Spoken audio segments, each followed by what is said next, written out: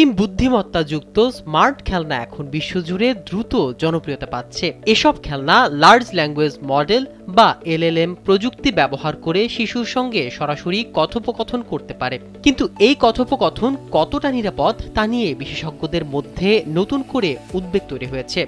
CNN এর তথ্য অনুযায়ী সাম্প্রতিক এক পরীক্ষায় দেখা গেছে সিঙ্গাপুর ভিত্তিক প্রতিষ্ঠান ফলোয়েচের তৈরি কুম্মা নামের টেডি বিয়ার শিশুদের বিপজ্জনক তথ্য দিয়েছে এবং কখনো যৌন ইঙ্গিতপূর্ণ আলোচনা শুরু করেছে। পরে ওপেনএআই কুম্মায় ব্যবহৃত মডেলটি বন্ধ করে জানায় শিশুদের ক্ষতির ঝুঁকি তৈরি করে এমন সেবা তাদের নীতির বিরুদ্ধে। জীবন অবাক না করলে কে করবে? 28% মিল্ক ফ্যাটের অবাক করার সাথে ফ্রেশ মিল্ক পাউডার। জীবন অবাক করুক প্রতিদিন। আধুনিক এআই খেলনা ওয়াইফাই সংযোগে শিশুর কথা রিয়েল টাইমে শনাক্ত করে এবং ভেতরে থাকা ল্যাঙ্গুয়েজ মডেলের সাহায্যে তাৎক্ষণিকভাবে উত্তর দেয়। বাজারে এখন কিউরিওর গ্রক, প্লাশি মাইকের রোবট, পোদা এআই স্টোরি বিয়ার, লিটল লার্নার্সের রোবট মিনি ও কেওয়াই টেকনোলজির লুনার রোবট পেট সহ বিভিন্ন মডেল পাওয়া যাচ্ছে।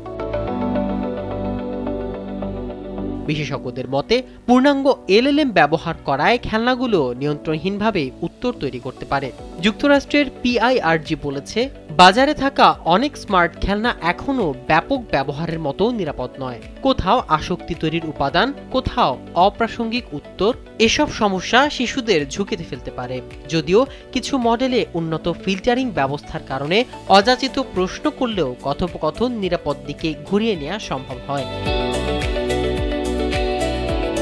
বিশেষজ্ঞরা মনে করছেন, অভিভাবকদের হাতে নিয়ন্ত্রণের সুযোগ দিলে ঝুঁকি অনেকটাই কমবে। তবে এআই প্রযুক্তির বিস্তার বাড়ার সঙ্গে সঙ্গে শিশুদের জন্য নিরাপদ ডিজিটাল পরিবেশ নিশ্চিত করাই হবে বড় চ্যালেঞ্জ।